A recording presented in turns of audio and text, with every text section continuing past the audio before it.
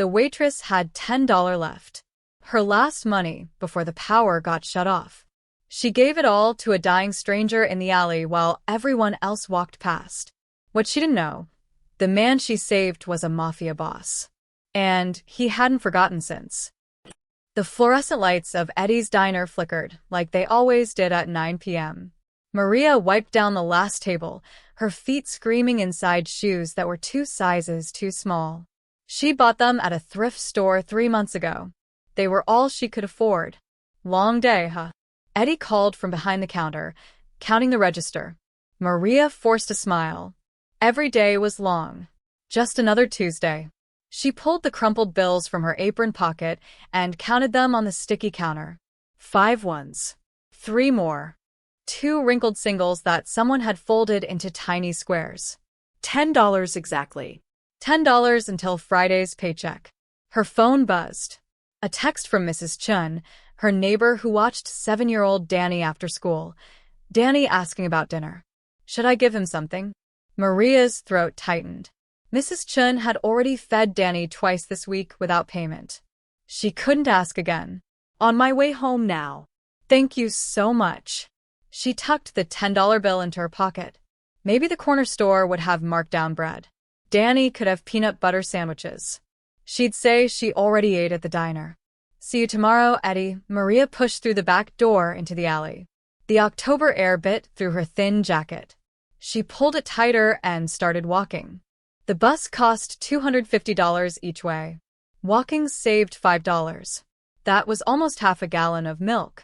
She was 3 steps from the street when she heard it. A groan.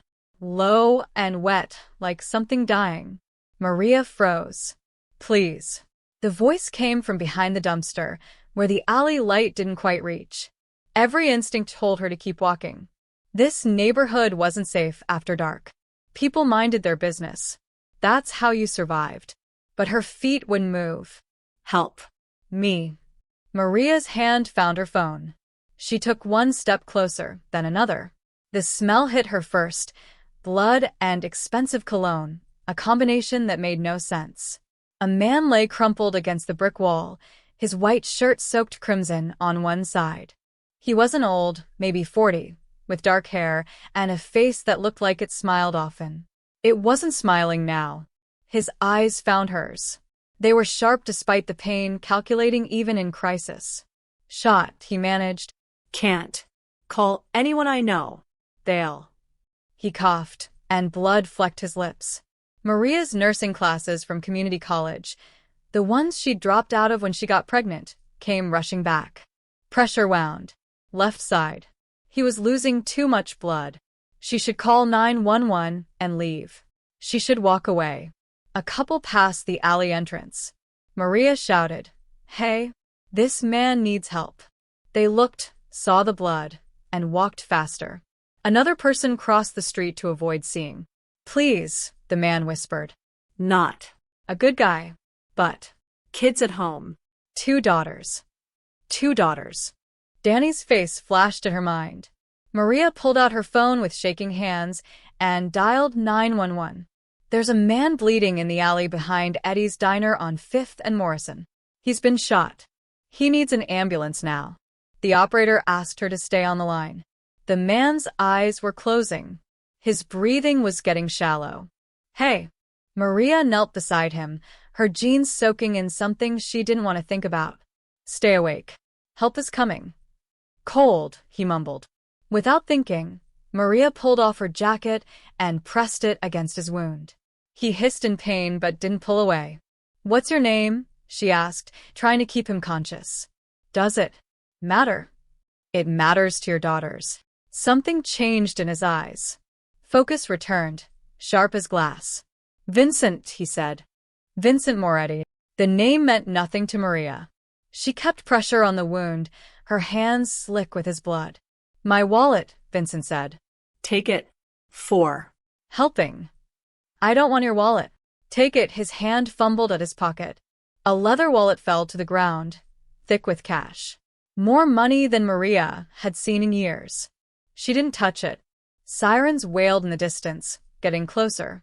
Vincent's hand suddenly gripped her wrist with surprising strength. Why? He asked. You have. Nothing. I can see it. Why help me? Maria looked at his blood on her hands, at her ruined jacket, at the $10 bill visible in her apron pocket, her last $10 in the world. Because, she said quietly, my son is watching what kind of person I am. Even when he's not here. Even when no one else is watching. Vincent's grip loosened. He smiled, and it wasn't a kind smile. It was something else. Something that made Maria's skin prickle. Interesting, he whispered.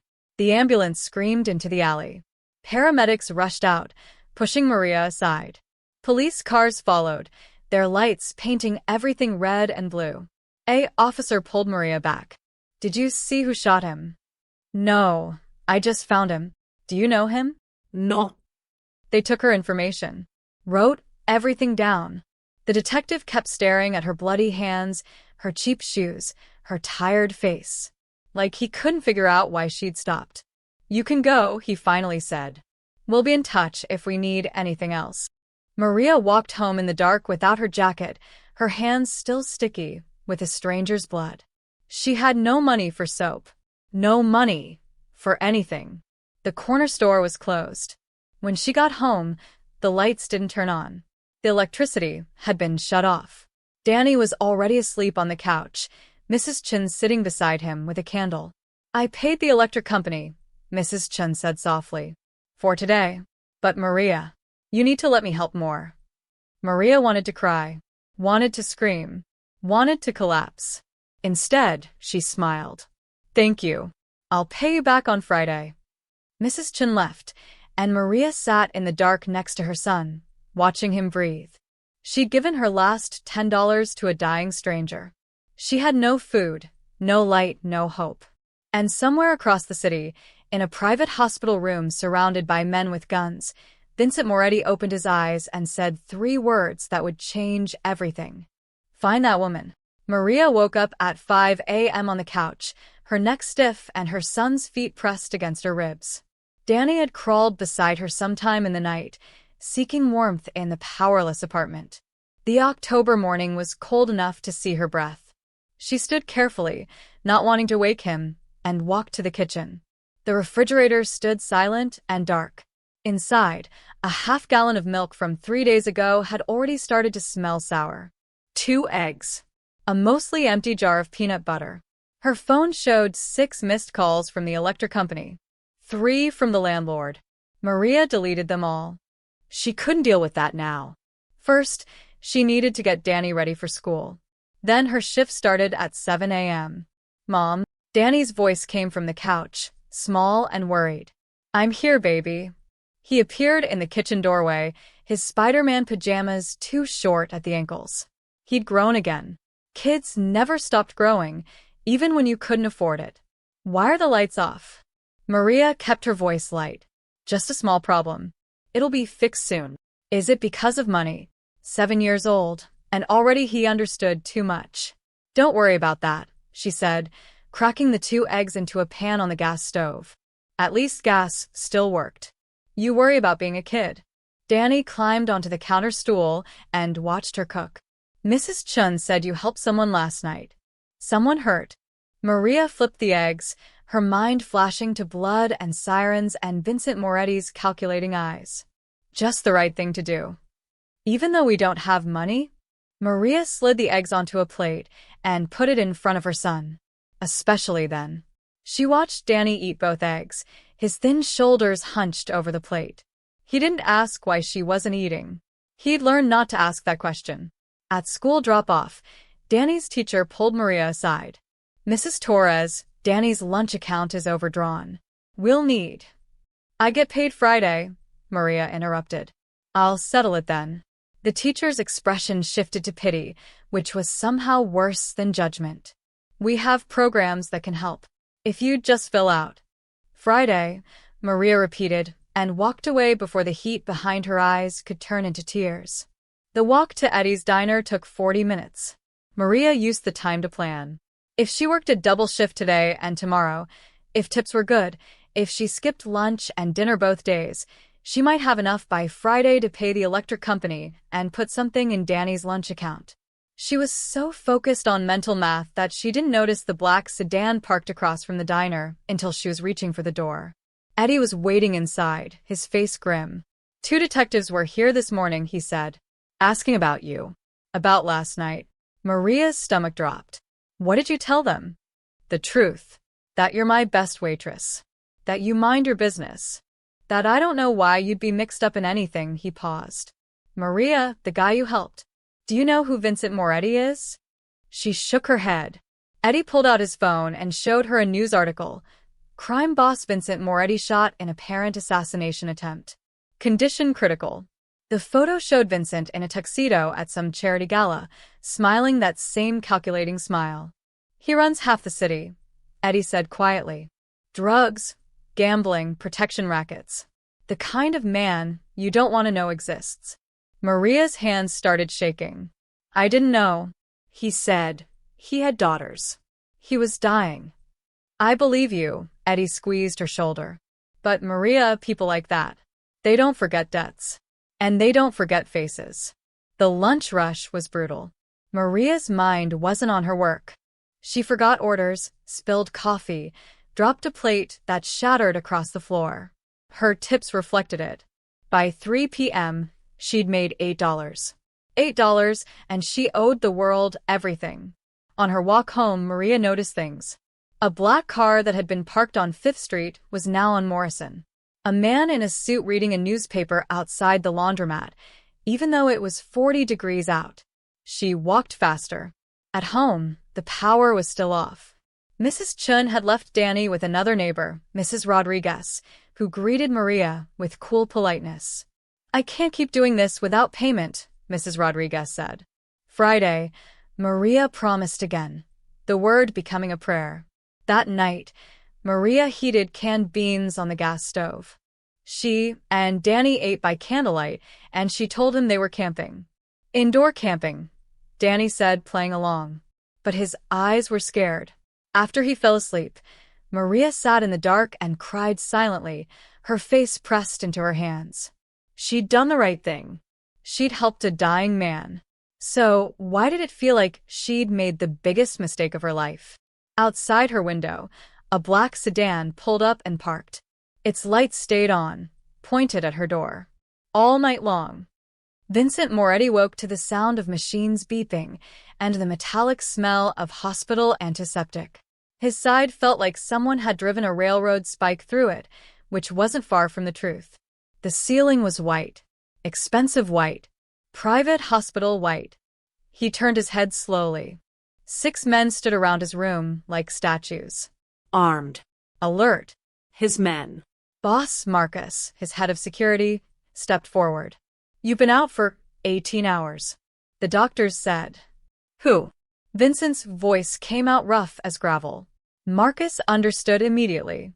"We're still investigating." The hit came from inside. "Someone you trust." Vincent had suspected as much. You didn't survive 20 years in this business without learning to recognize betrayal's particular flavor. He'd felt it for weeks. Whispered conversations that stopped when he entered rooms, eyes that wouldn't quite meet his. "Luca?" Vincent asked. "In the wind. Took 3 men with him. We're hunting." Vincent processed this. Luca Rossini, his second-in-command for 8 years. The man who'd sworn blood loyalty. The man Vincent had trusted with his life. Mistake. "And the woman?" Vincent asked. Marcus frowned. "What woman?" "The one who found me." I called the ambulance. Vincent shifted, pain lancing through his side. Dark hair. Late 20s. Waitress uniform. "She stayed with me." "Boss, we need to focus on." "Find." Her Vincent's voice went cold, the tone that made grown men step back. "Now." Marcus pulled out his phone and made calls while Vincent stared at the ceiling, remembering. The woman's hands pressing against his wound. Her cheap jacket soaking in his blood. The way she'd refused his wallet even though he could see she was drowning in poverty. It was written in every line of her tired face, her worn shoes, her desperate eyes. But it was what she'd said that stuck in his mind like a knife. "My son is watching what kind of person I am. Even when he's not here." Vincent had 3 daughters. Had. Past tense. They didn't speak to him anymore. His ex-wife had made sure of that when she took them to California 6 years ago, far from his world of blood and money. He sent payments. They cashed the checks. That was the extent of their relationship. What kind of person was he? What were his daughters watching from afar? Marcus returned. Found her. Maria Torres, 28. Single mother, one son age 7. Works at Eddie's Diner on 5th. Lives in Riverside District, apartment 2C. 3 months behind on rent. Electricity shut off yesterday. She's got $347 in her checking account. Vincent closed his eyes. $347. And she'd called an ambulance for a stranger bleeding in an alley. Bank records show she withdrew $10 from her tip jar last night at 9:03 p.m. That was everything she had. Marcus paused. Boss, why does this matter? Because, Vincent said slowly, she chose to help me when it cost her everything. People like that don't exist in our world. Maybe she recognized you. Maybe she's playing an angle. No, Vincent remembered the genuine confusion in her eyes when he'd offered his wallet. She had no idea who I was. She helped me because she thought it was right. Marcus shifted uncomfortably. What do you want us to do? Vincent thought about Luca's betrayal, about his daughters who wouldn't take his calls, about an empire built on fear and money and violence, about a woman who gave her last $10 to a dying stranger because her son was watching who she chose to be. I want to understand, Vincent said finally. I want to know if that kindness was real, or if I'm a fool for believing it. You want us to test her? No, Vincent's eyes opened, sharp despite the morphine. I want to observe. Put eyes on her. I want to know everything. Where she goes. Who she talks to. What she does when she thinks no one's watching. And then I'll decide if goodness actually exists, or if everyone has a price. Vincent's hand curled into a fist. Because if she's real, Marcus, if that kind of person actually exists in this city, then maybe there's something worth protecting. Something I haven't destroyed yet. Marcus nodded slowly. I'll put our best people on it. Quietly, Vincent warned. She doesn't know who I am. I want to keep it that way. And Marcus? Yes, boss. Find Luca. When you do, bring him to me alive. I want to look him in the eyes and ask him why. Vincent's voice went soft, which was somehow more frightening than when he yelled. And then I want him to disappear so completely that people will forget he ever existed. Marcus left to make arrangements. Vincent lay in his expensive hospital bed, surrounded by armed guards, thinking about a woman with bloody hands and kind eyes who'd saved his life for no reason except that it was right. Tomorrow, 6 SUVs would surround her house, and Vincent Moretti would get his answer. Maria was folding Danny's school clothes. The same 3 shirts rotated endlessly when she heard the engines. Not one engine. Multiple. Deep and powerful. The kind that rumbled in your chest. She walked to the window and pulled back the thin curtain. 6 black SUVs rolled down her street like a funeral procession. Chrome gleaming. Windows tinted so dark they looked like solid metal. They stopped. All 6 of them. Right in front of her building. Maria's breath caught in her throat. Around her, neighbors appeared at windows. Mrs. Chin across the hall opened her door a crack, her eyes wide. Mom? Danny looked up from his coloring book on the floor. What's that noise? Stay here, Maria said, her voice shaking. Stay right here, and don't move. Car doors opened in perfect synchronization. Men emerged, 12 of them, all wearing dark suits that probably cost more than Maria's yearly rent. They moved with military precision, fanning out around the building. One man, tall with silver at his temples, walked to her building's entrance. Maria's hands went cold. This was about Vincent Moretti. It had to be. Maybe he'd died, and they blamed her for not helping fast enough. Maybe they thought she'd seen the shooter. Maybe. The knock came. 3 precise raps. Mrs. Rodriguez peeked out from her apartment. Dios mío, she whispered, crossing herself. Maria's legs felt like water, but she forced herself to walk to the door. Through the peephole, she saw the silver-haired man standing perfectly still, his hands clasped in front of him. She opened the door, but kept the chain lock engaged. "Maria Torres?" His voice was polite, almost gentle. "Who's asking?" "My name is Marcus Webb. I work for Vincent Moretti." He held up a business card, sliding it through the gap in the door. "May we speak with you for a moment?" "About what?" "About Tuesday night. About your kindness." Maria's mind raced. Danny was 10 feet away. These men had guns, she could see the bulges under their jackets. If she screamed, if she ran, would they? "Mrs. Torres," Marcus said, seeming to read her fear, "you're not in danger. We simply have questions. May we come in? Or, if you prefer, we can speak outside." "I'm not going anywhere with you." "Then we'll speak here. With the door chained. If that makes you comfortable." Maria glanced back at Danny, who was watching with wide eyes. She couldn't let him see her afraid. Couldn't teach him that kindness led to terror. She closed the door, unhooked the chain, and stepped outside, pulling the door shut behind her. The hallway suddenly felt very small with Marcus in it. "Tuesday night," Marcus began. "You helped a man in an alley. You called an ambulance. You stayed with him even though you were in danger. Is he alive?" "Yes." "Thanks to you." Maria's shoulders sagged with relief. She didn't know she'd been holding. "Good. That's good. Why did you help him?" The same question Vincent had asked. Maria gave the same answer. "Because he needed help." "You gave him your jacket. You had no money. The ambulance report says you were covered in his blood." Marcus studied her face. "Most people would have kept walking."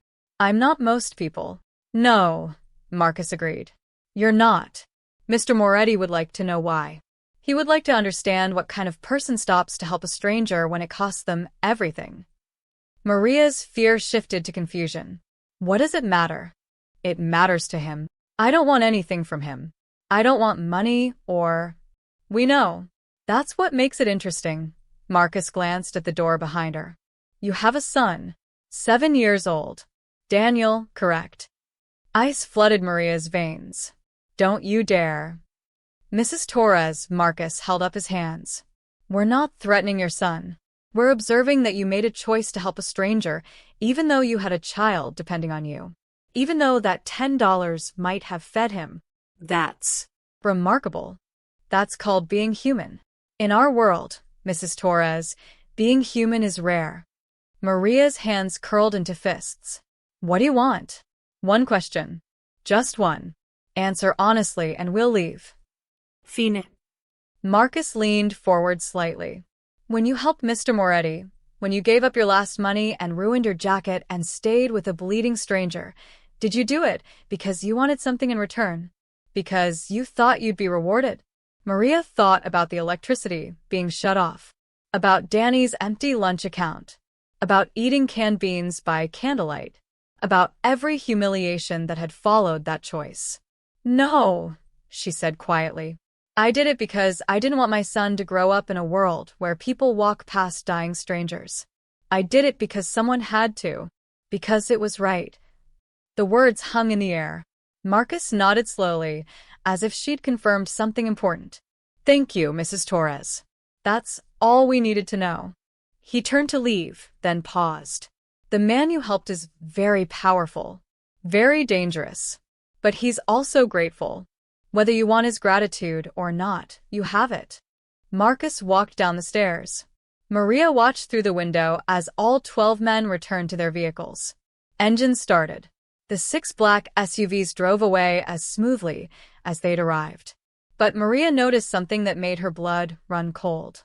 One SUV remained at the corner, watching, waiting. Maria didn't go back inside immediately. She stood in the hallway, staring at the corner where the black SUV sat like a patient predator. Mrs. Chen's door creaked open. "Maria, what did they want?" "I don't know," Maria whispered. And it was true. She didn't understand any of this. Inside her apartment, Danny was exactly where she'd left him, his coloring book abandoned. His face was pale. "Who were those men?" Maria knelt beside him and pulled him into a hug. Just people asking questions about Tuesday night. When I helped that man. Are we in trouble? No, baby. We're not in trouble. But the lie tasted bitter. Something was happening. Something she didn't understand. And the not knowing was worse than any threat. That night, Maria couldn't sleep. Every sound made her jump. Every car that passed made her check the window. The SUV stayed at the corner until 3 a.m., then left. But at 6 a.m., when Maria looked out before her shift, a different black car had taken its place. At Eddie's diner, the morning rush felt surreal. Maria poured coffee and took orders while her mind spun in circles. The detective from Tuesday night came in for breakfast and watched her carefully, like she was a puzzle he couldn't solve. You doing okay, Maria? Eddie asked during a lull. Define okay. Those men yesterday. My nephew's a cop. He says Vincent Moretti doesn't send people to ask questions. He sends them to deliver messages. Maria wiped down the counter with shaking hands. What kind of messages? Eddie didn't answer. He didn't have to. At 2 p.m., during her break, Maria sat in the alley where she'd found Vincent, where this nightmare had started. Someone had cleaned the blood, but she could still see the stain in her mind. Her phone rang. Unknown number. She almost didn't answer. Mrs. Torres? A woman's voice, professional and cold. This is Jennifer Klein from Riverside Elementary. There's been an incident with Daniel. Maria's heart stopped. What happened? Is he hurt? He's fine physically, but a man was seen watching the playground during recess. The teachers brought all the children inside as a precaution. When we called the police, the man left. But Daniel became very upset. He kept saying, "They found us, Mrs. Torres. Is there something we should know?" Maria was already running. I'm coming. Don't let him leave with anyone but me. The school was 12 blocks.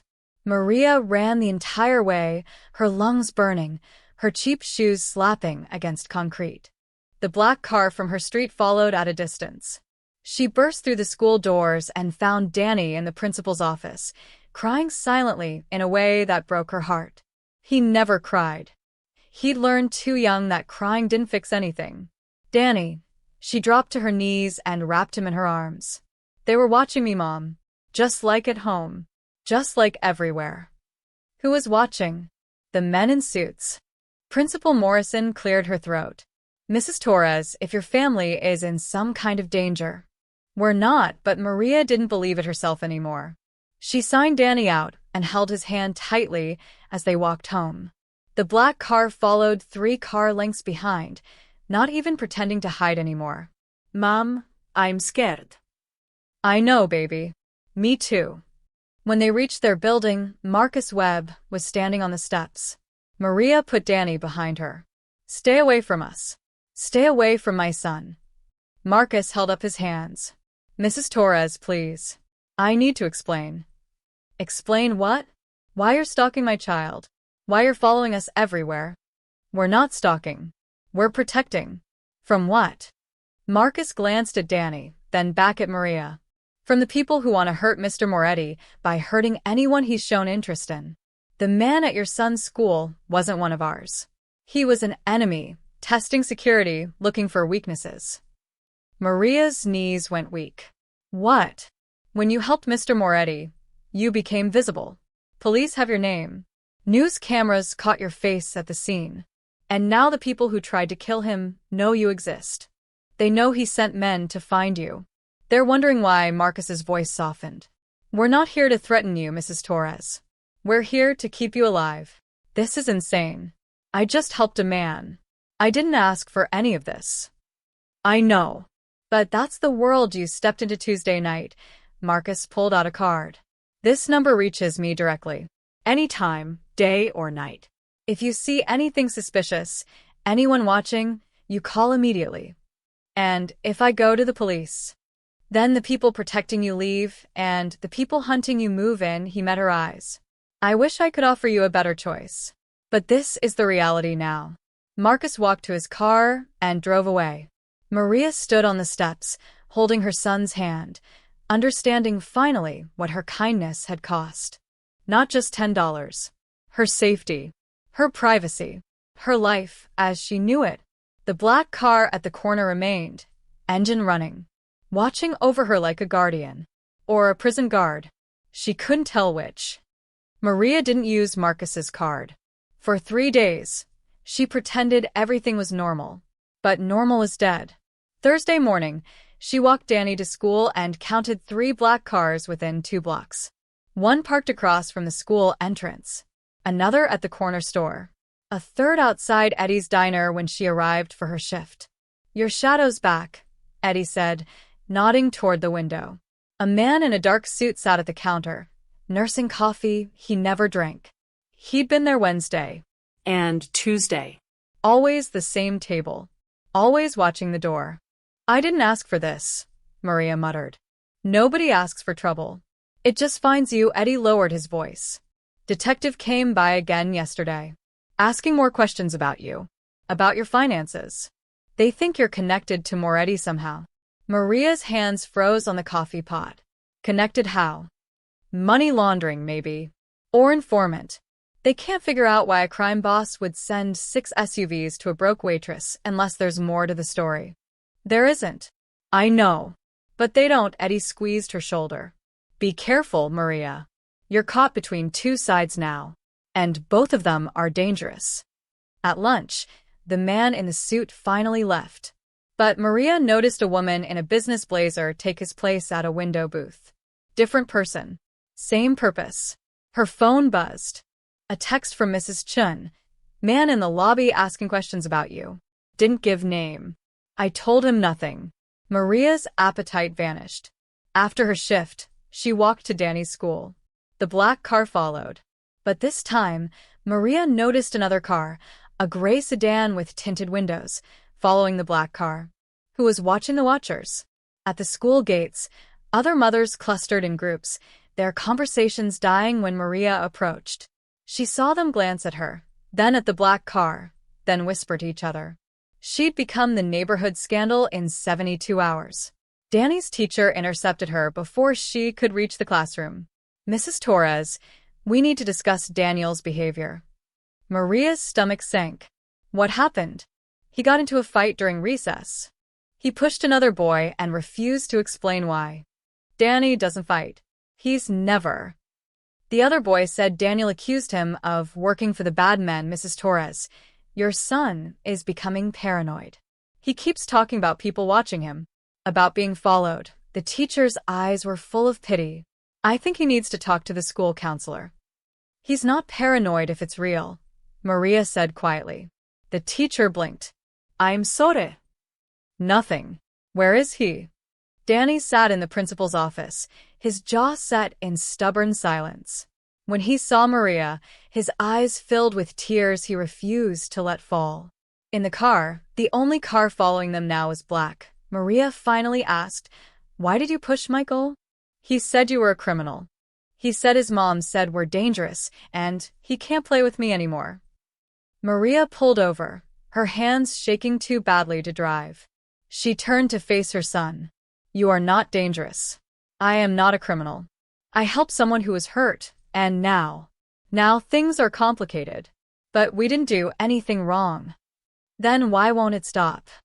"I don't know, baby. I don't know." That evening, Maria made spaghetti with the last jar of sauce in the cupboard. The electricity had come back on mysteriously Wednesday morning. No explanation, no bill, just suddenly working. She didn't trust it. At 8 p.m., there was a knock at the door. Maria checked the peephole. Marcus stood outside, alone. She opened the door, but didn't invite him in. "What?" "I need to show you something." He held up his phone. On the screen was a photo of the gray sedan that had been following the black car. In the driver's seat sat a man with a thick neck and dead eyes. His name is Anton Kozlov. He works for Luca Rossini, the man who betrayed Mr. Moretti and tried to have him killed. He's been following our men, which means he's been following you. Maria's blood went cold. "Why?" "Because Luca wants to know why Mr. Moretti is interested in you. He thinks you're valuable somehow. Maybe you know something. Maybe you're a weakness. Either way, you're a target now." "I don't know anything." "I believe you." But Luca doesn't. Marcus pocketed his phone. Anton disappeared 2 hours ago. We're still looking. But Mrs. Torres, I need you to understand something. The men protecting you aren't your enemy. The absence of those men would be. How long? Maria asked. How long do I have to live like this? Until Mr. Moretti deals with Luca permanently. Or until Marcus hesitated. Until what? Until he decides you're not worth the trouble. Marcus left, and Maria locked every lock on her door. She checked on Danny, sleeping peacefully, unaware that his mother's single act of kindness had painted a target on both their backs. At midnight, Maria stood at her window and counted the watchers. 2 black cars now, one at each end of the street. And somewhere in the darkness, Anton Kozlov was hunting. Maria picked up Marcus's card and stared at the number. She still didn't call, but she kept it in her pocket, just in case. The invitation came Friday morning, slipped under Maria's door while she slept. Not a letter. A card. Heavy stock. Expensive. Just an address and a time. Pier 7, Warehouse 12. 9 p.m. tonight. Come alone. No signature. No explanation. Maria knew who it was from. Eddie let her leave early, his face grave. You don't have to go. Yes, I do. This doesn't end until I face him. Maria, men like Moretti don't invite people to talk. They invite them to disappear. Then I guess I'll find out. She untied her apron with steady hands, surprised by her own calm. Maybe she was tired of being afraid. Maybe she was just tired. Mrs. Chin agreed to keep Danny overnight without asking questions, though her eyes said she understood this might be goodbye. Maria kissed her son's forehead. Be good. I love you. Where are you going? To fix things. At 8:45 p.m., Maria stood outside Pier 7. The warehouse loomed against the night sky, dark except for a single light in the upper window. The black car that had followed her waited at a distance, engine running. Marcus appeared from the shadows, making her jump. You came. Did I have a choice? Yes. You always have a choice. He gestured toward the warehouse. Mr. Moretti is waiting. Is this where I disappear? Marcus actually smiled, though it didn't reach his eyes. If he wanted you dead, Mrs. Torres, you'd already be dead. What he wants is much more complicated. The warehouse interior smelled of oil and salt water. Their footsteps echoed on concrete. Marcus led her through a maze of shipping crates to a freight elevator that groaned as it climbed. The top floor had been converted into an office, sleek, modern, completely out of place. Floor-to-ceiling windows overlooked the harbor, and sitting behind a massive desk was Vincent Moretti. He looked different than he had in the alley. Clean. Powerful. The kind of man who owned rooms just by existing in them. But his face was pale, and he moved carefully, still healing. Mrs. Torres, he gestured to a chair across from him. Thank you for coming. Maria didn't sit.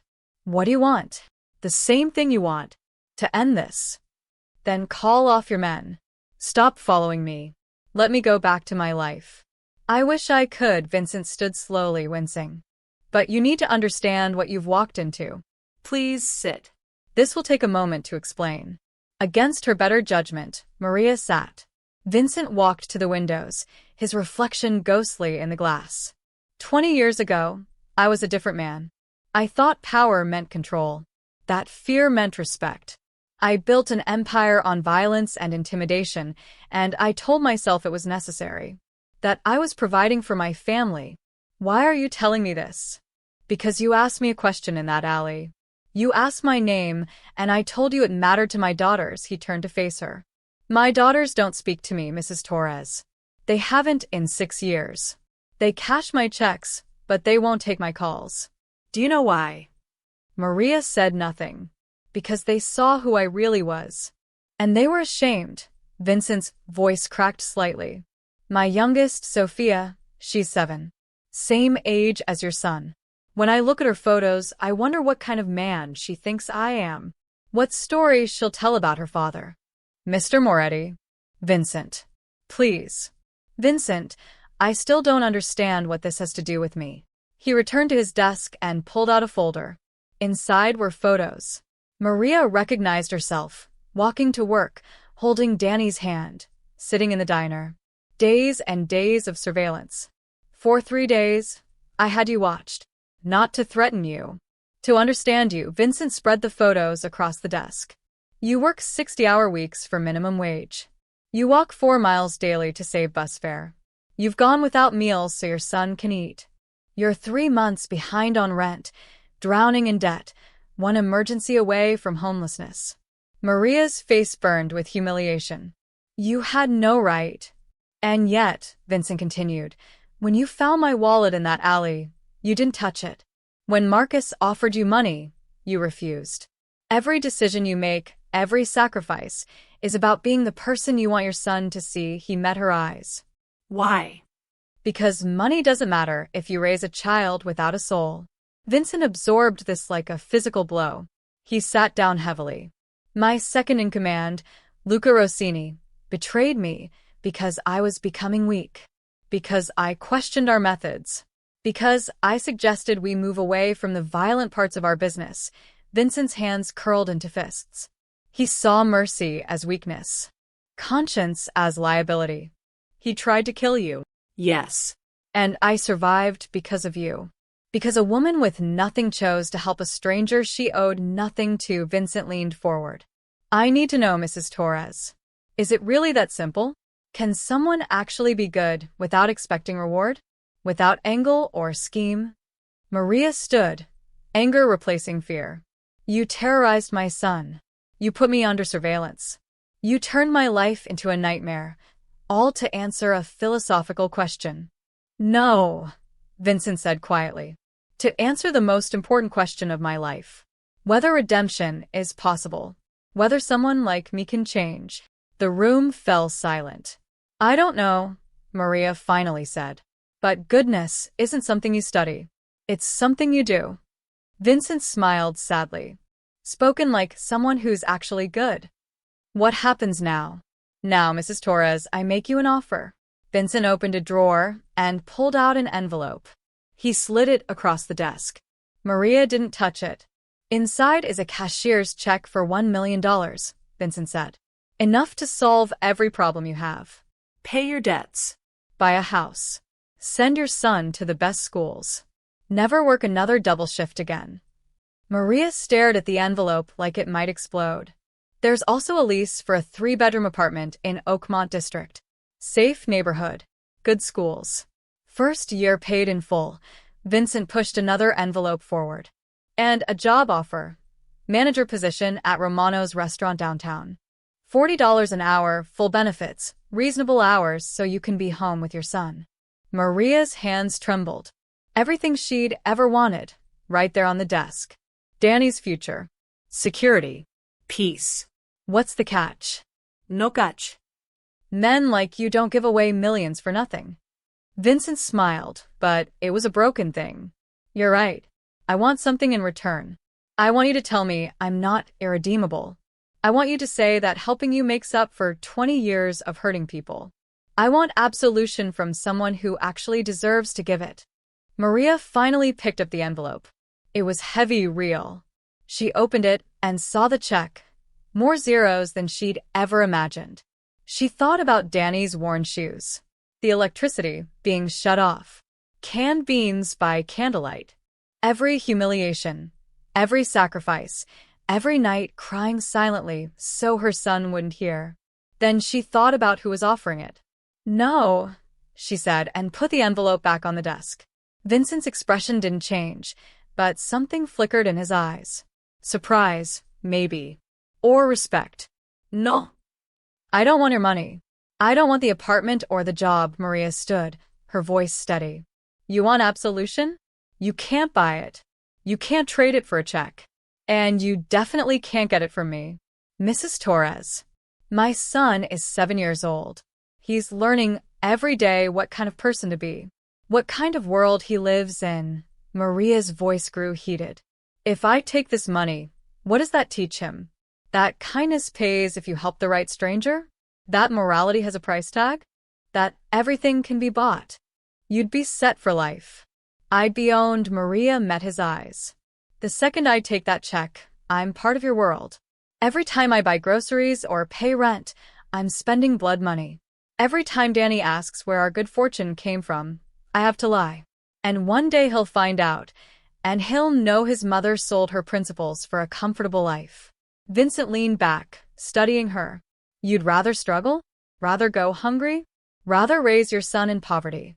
I'd rather raise him to be a man who helps people without expecting payment. Who does the right thing even when it costs everything? Maria's voice cracked. You asked if redemption is possible. You want to know if you can change. The answer is yes, but not like this. Not by trying to pay your way out of guilt. Then how? By actually being better. Not buying better. Maria grabbed her purse. You want to make up for 20 years? Stop hurting people. Walk away from the violence. Find another way to live. Don't give me $1 million. Give your daughters a father they're not ashamed of. The silence that followed was deafening. Marcus, who'd been standing by the door, looked at Vincent with something like awe. Vincent stood slowly, his face unreadable. You're turning down $1 million. Yes, because you don't want your son raised around fear. Fear, money, violence. It's all the same poison. Maria walked toward the elevator. I helped you because you were dying, not because of who you are or what you could give me. That was the point. That was the entire point. Mrs. Torres, Vincent's voice stopped her at the elevator. You've surprised me twice now. Once in the alley, once tonight. No one surprises me anymore. Maybe that says more about the company you keep. Maybe it does. Vincent pulled out his phone and typed something. I'm calling off the surveillance. You and your son can return to normal life. You'll have no more trouble from my organization or from Luca's people. How can you promise that? Because after tonight, Luca Rossini will no longer be a problem for anyone. The words hung in the air like a guillotine blade. Maria felt cold. What are you going to do? What I should have done years ago. End this cleanly. Vincent's eyes were distant. You asked if redemption is possible. I'm going to find out. But Mrs. Torres, understand this. The world I operate in doesn't forgive loose ends. Luca tried to kill me. He threatened you to get to me. That debt must be paid. More violence isn't redemption. Perhaps not. But it's protection. For you, for your son, for everyone Luca would hurt next. Vincent gestured to Marcus. Take her home. Make sure she arrives safely. Then pull all surveillance. Mrs. Torres has earned her freedom. In the elevator, Marcus handed her an envelope, different from the others. What is this? Your back rent. 3 months. Consider it compensation for the inconvenience we caused. When Maria started to refuse, Marcus held up his hand. It's not blood money. It's an apology. And it's anonymous. Your landlord won't know where it came from. Maria looked at the envelope, torn. He's trying, Marcus said quietly. In the only way he knows how. The elevator doors opened to the warehouse floor. Maria kept the envelope. Not because she wanted Vincent's money, but because Danny needed shoes. The headlines hit Saturday morning. Maria saw them on the small TV at Eddie's diner while pouring coffee for the early crowd. Organized crime figure found dead. Luca Rossini, 42, discovered in apparent suicide. Police investigate connections to Moretti organization.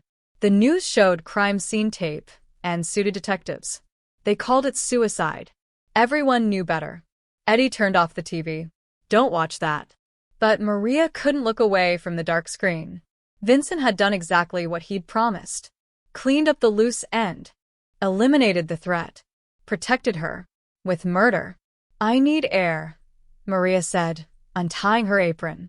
Outside, the October morning was cold and clear. No black cars on the street. No men in suits watching from corners. For the first time in a week, Maria was truly alone. It should have felt like freedom. It felt like complicity. Her phone buzzed. Unknown number. She almost didn't answer. Mrs. Torres, this is Detective Chen. We met Tuesday night. I need you to come to the station to answer some questions. Maria's stomach dropped. About what? About your relationship with Vincent Moretti and the recent death of Luca Rossini. I don't have a relationship with Vincent Moretti, 6 SUVs surrounded your house Wednesday. You were seen entering a warehouse on Pier 7 last night. Luca Rossini died approximately 3 hours after you left that warehouse. The detective's voice was hard. You can come voluntarily, or I can send a patrol car. I'll come. The police station smelled like burned coffee and desperation. Detective Chen led Maria to an interview room, gray walls, metal table, mirror that was obviously one-way glass. Tell me about Tuesday night, Chen said. Maria told the truth. All of it. Finding Vincent, calling the ambulance, refusing his wallet. She left nothing out because she had nothing to hide. Chen took notes. And the warehouse meeting? He wanted to thank me. Offered me money. I refused. You refused $1 million from a crime boss. Yes. Chen leaned back, studying her. Mrs. Torres, do you understand how this looks? You help Moretti. He sends men to your house. You meet him privately. His rival dies. And you expect me to believe you're just an innocent waitress? I am an innocent waitress. Innocent people don't get involved with men like Vincent Moretti. I didn't get involved. I helped a dying man. That's it, Maria's voice rose. I didn't ask for any of this. I didn't want his money or his protection or his gratitude. I just wanted him to live. Why? The same question everyone kept asking. Why help? Why care? Why sacrifice? Because someone had to, Maria said quietly. Because my son was going to wake up the next morning and ask me about my day, and I wanted to be able to look him in the eye. Chen's expression softened slightly. You have a son, 7 years old. And right now he's at school, probably worried sick because his mother is at a police station. So, unless you're charging me with something, I'd like to leave. Chen closed his notebook. You're not under arrest. But Mrs. Torres, you need to understand something. Vincent Moretti has been untouchable for 20 years. We've never been able to make anything stick. But now he's made mistakes. He's shown interest in you, which means he's shown us a vulnerability. I'm not vulnerable. I'm a person. In his world, they're the same thing, Chen stood. If we need you to testify. Testify to what? That he offered me money and I said no? That he said he'd handle Luca and then Luca died. Maria stood too. I didn't see anything. I don't know anything. And even if I did, Detective, I have a 7-year-old son who needs his mother alive. So, you're protecting him. I'm protecting my son. Chun handed her a card. When you're ready to do the right thing. I already did the right thing, Maria interrupted. That's how this whole nightmare started. She walked out of the station and into blinding sunlight. Her hands were shaking. Her mind was spinning. On the courthouse steps across the street, she saw him. Vincent Moretti, surrounded by lawyers in expensive suits, walking out of some hearing. He looked untouchable, powerful, completely in control. Their eyes met across the distance. Vincent nodded once. Acknowledgement. Maybe an apology. Then his lawyers ushered him into a waiting car, and he was gone. Maria's phone buzzed.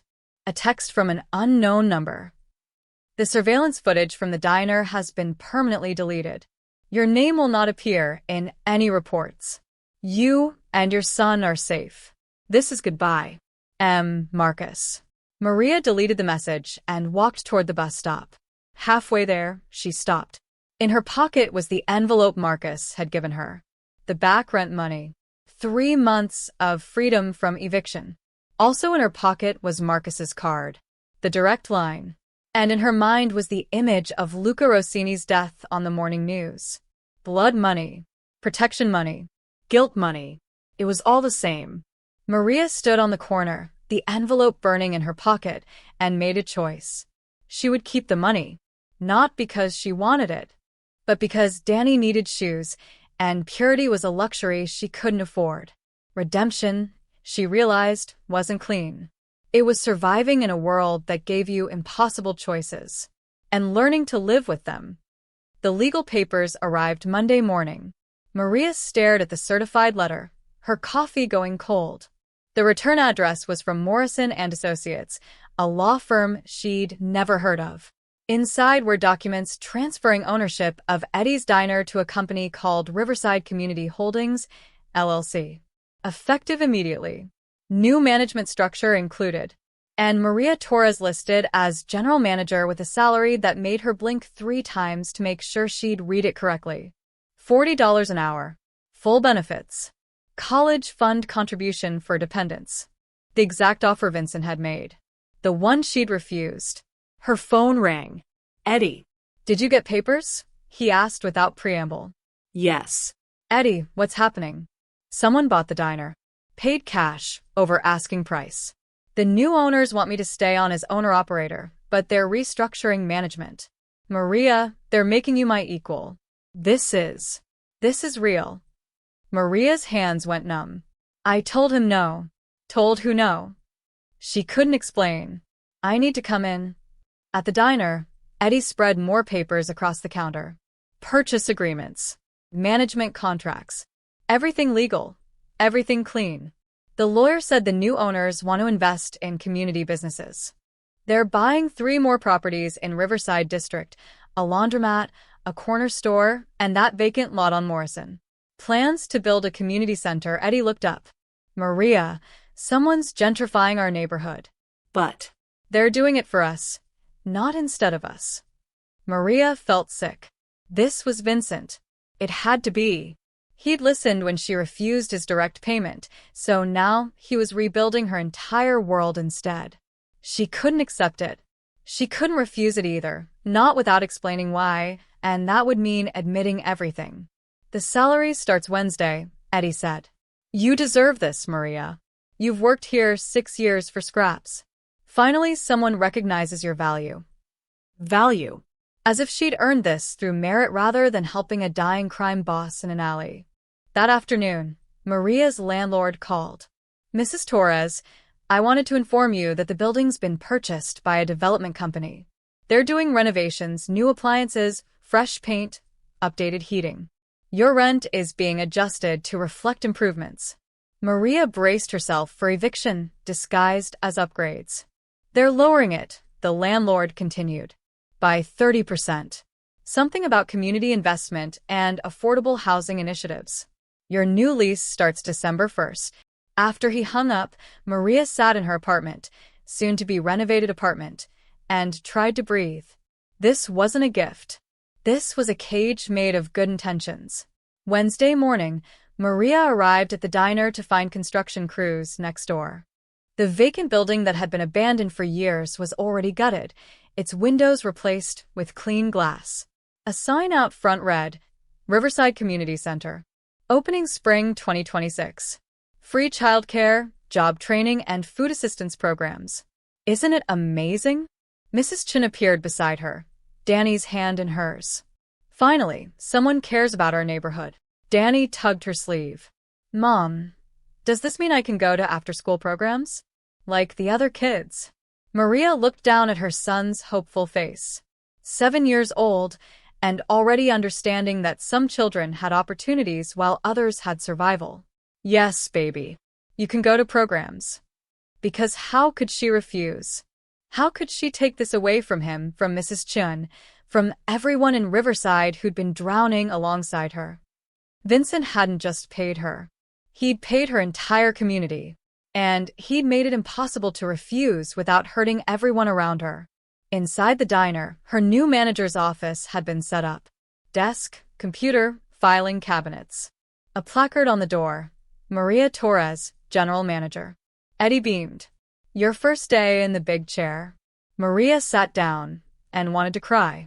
That evening, she received a single text from Marcus's number. Mr. Moretti has left the city. He won't be returning.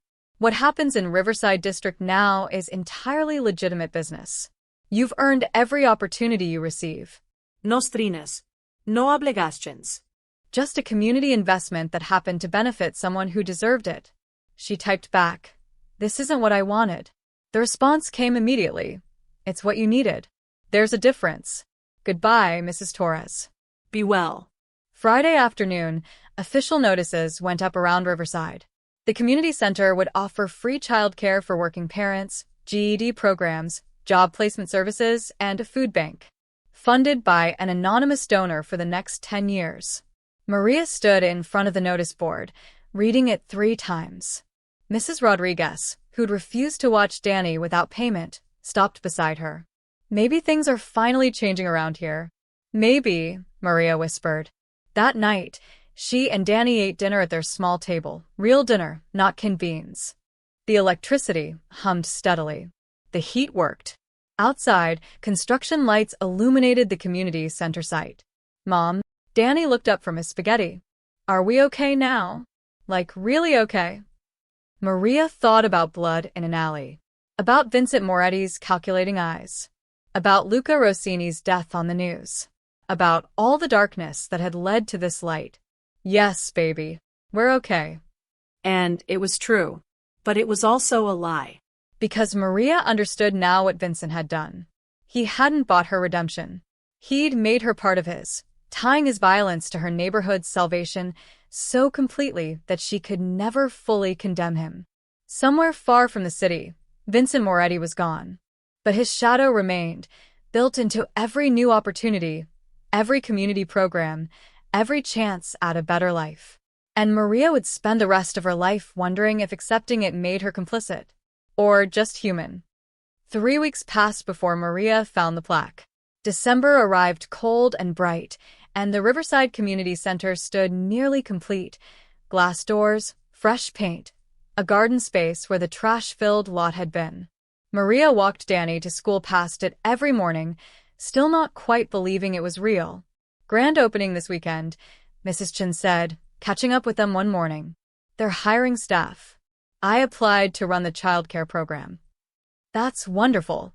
Maria, you should apply to teach the job skills workshops. You're so good with people." Maria managed a smile. The irony wasn't lost on her. Teaching job skills she'd learned from poverty, funded by a crime boss's guilt. Saturday morning, the community center opened with balloons and a ribbon-cutting ceremony. The mayor came, shaking hands and taking photos. Local news cameras captured families streaming through the doors. Danny ran straight for the children's area. Books, art supplies, a computer lab. Everything Maria could never afford to give him, now free and accessible. "Mom, look." He held up a flyer. "They have weekend science camps. Can I go? Please." Maria read the flyer. Free registration. Free materials. Free lunch included. "Yes, baby. You can go." His smile was worth every complicated feeling churning in her chest. She wandered through the building while Danny explored. The job training center had computers and workshop space. The food bank was fully stocked. The childcare area had experienced staff and safety protocols posted on every wall. Everything professional. Everything legitimate. Everything clean. Except for how it was paid for. In the main hallway, Maria found it. A bronze plaque mounted on the wall, simple and elegant. "For those who help when no one is watching." No name. No dedication. Just those 8 words. Maria's breath caught. She reached out and touched the cold metal, remembering Vincent's words in the warehouse. "I want to know if goodness actually exists, or if everyone has a price." This was his answer. Not to her question, but to his own. "Beautiful, isn't it?" Maria turned to find an elderly woman beside her, reading the plaque. "It is," Maria agreed. "Makes you wonder who put it here," the woman continued. "What story is behind those words? Maybe some stories are better left unknown." The woman smiled. "Or maybe the best stories are the ones where we never learn who the hero was." She walked away, and Maria stood alone with the plaque. Over the next week, Riverside transformed. The laundromat reopened with new machines and a sitting area where elderly residents gathered to talk. The corner store expanded its produce section and started accepting food stamps with dignity instead of suspicion. Maria's building got new windows, updated plumbing, heat that actually worked. At Eddie's Diner, business boomed. The new management company ran ads, brought in a delivery service, and gave Eddie the capital to expand the menu. Maria's role as general manager meant she could finally hire enough staff that no one worked doubles unless they wanted to. She gave herself Sundays off. Spent them with Danny. For the first time in 7 years, Maria wasn't drowning. But she wasn't free either. One evening, after tucking Danny into bed, Maria stood at her window looking at the community center's lights. Inside, night classes were running, adults learning English, getting their GEDs, training for better jobs. Her phone buzzed. An email from the management company overseeing the diner.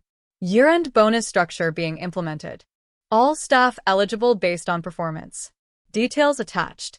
She opened the attachment and stopped breathing. Her bonus would be $15,000. More than she'd made in the entire previous year. Maria closed the laptop and pressed her hands to her face. This was Vincent's final gift. Not the dramatic rescue or the $1 million check she could refuse. Instead, he'd woven salvation into the fabric of normal life. Salary increases, performance bonuses, community programs. Things she couldn't refuse without seeming ungrateful. Things that helped everyone, not just her. He'd made his redemption her prison. Or her freedom. She still couldn't tell which. That Sunday, Maria took Danny to the community center's grand opening celebration. Music played, food trucks lined the street, families filled the garden. Danny ran off to join other children at the playground, new equipment, soft rubber ground, shade structures overhead. Maria watched him laugh, watched him play without fear or worry, watched him be a child instead of a survivor. Mrs. Chin appeared beside her. You know what the best part is? This isn't charity. This is investment. They're not saving us. They're betting on us. Betting we're worth it, Maria murmured. Aren't we? Maria thought about $10 in an alley. About blood on her hands. About a dying man who'd asked why she helped. Yes, she said finally. We are. That night, Maria wrote a letter she'd never send. She put words to paper that no one would read. Thank you, and curse you, and I hope you found what you were looking for, and I hope I never see you again. She burned it in the kitchen sink and watched the smoke rise. Somewhere far away, Vincent Moretti was living a different life. Here in Riverside, Maria was living hers. Both of them changed by $10 and a choice made in an alley. Both of them trying to answer the same question. What kind of person do you choose to be when it costs you everything? Maria still didn't know. But every morning, she chose to find out. Spring arrived in Riverside like a promise kept. The community center's garden bloomed, with vegetables planted by residents. Children's laughter echoed from the playground every afternoon. The job training program had placed 42 people in stable employment. Maria walked through the neighborhood on a Sunday morning in April, Danny riding his bike ahead of her. A birthday gift she'd been able to afford without anxiety for the first time ever. 6 months had passed since that night in the warehouse. 6 months since she'd last heard from Marcus or seen a black SUV watching her street. Vincent Moretti had kept his word. He'd disappeared completely. The newspapers had eventually moved on. The police investigation into Luca Rossini's death went cold. Detective Chin stopped calling.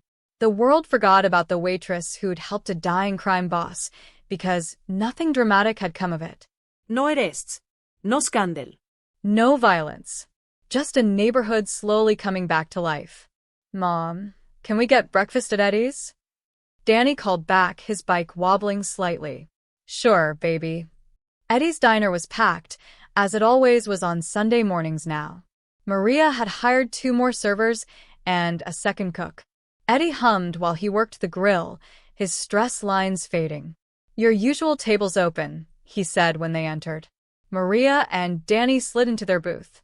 The same booth where she'd counted her last $10 6 months ago, wondering how she'd make it to Friday. Now she had savings. Health insurance. A future that extended beyond the next paycheck.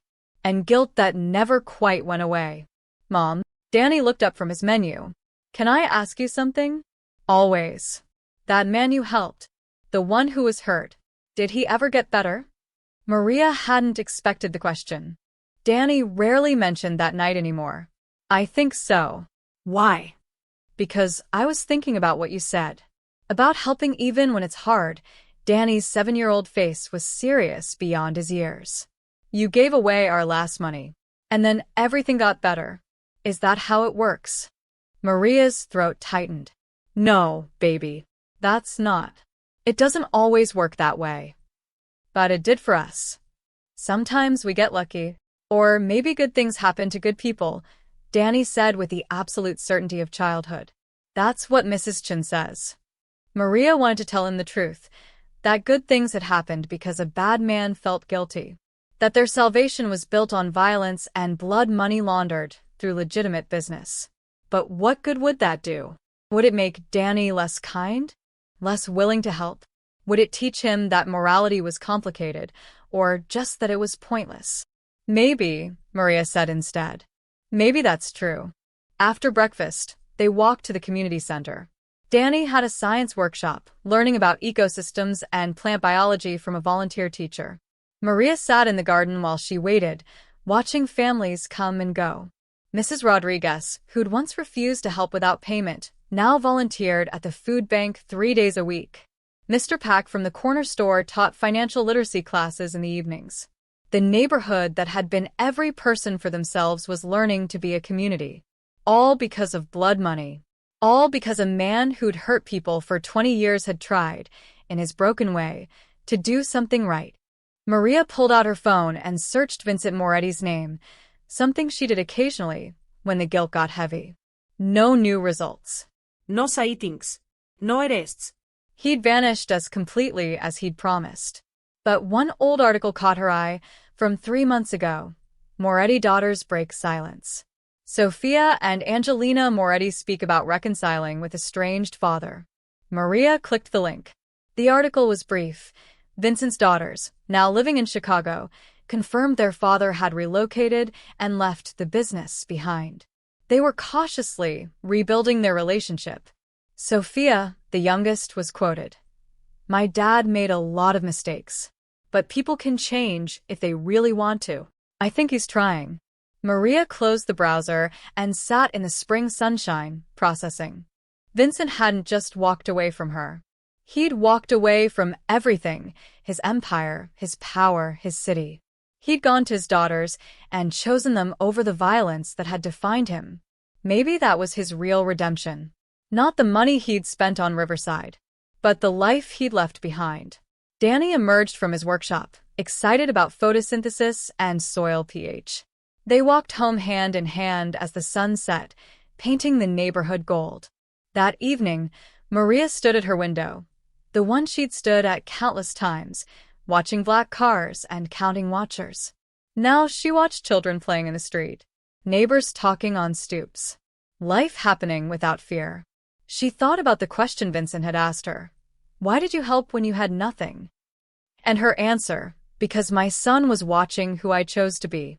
Vincent had been watching too. And whatever he'd seen in that alley had changed him as much as his world had changed her. The test hadn't been about whether Maria would take his money. It had been about whether he would take her lesson. Whether a man built on violence could learn that kindness wasn't weakness.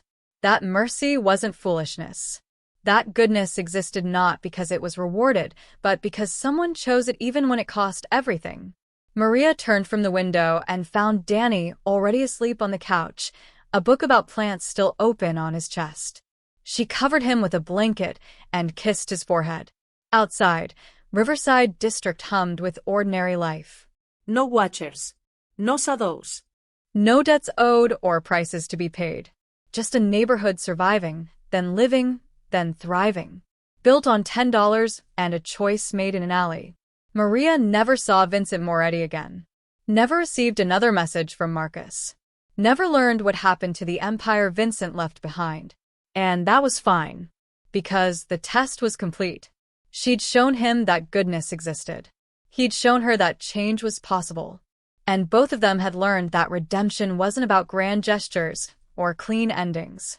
It was about choosing every single day to be better than you were yesterday, even when no one was watching, especially then. Maria turned off the lights and went to bed. Tomorrow she'd wake up, make breakfast, walk Danny to school, manage the diner, and come home to an apartment that was warm and safe. It wouldn't be perfect, but it would be hers. Built not on blood money, but on the simple truth that one act of kindness, however complicated its consequences, had been worth it. Because in the end, the man she'd saved had saved her too. Not with money, but by proving that even in a world of violence and fear and impossible choices, choosing to be good still mattered. Even if it cost everything. Especially if it cost everything. That was the real test. And they'd both passed.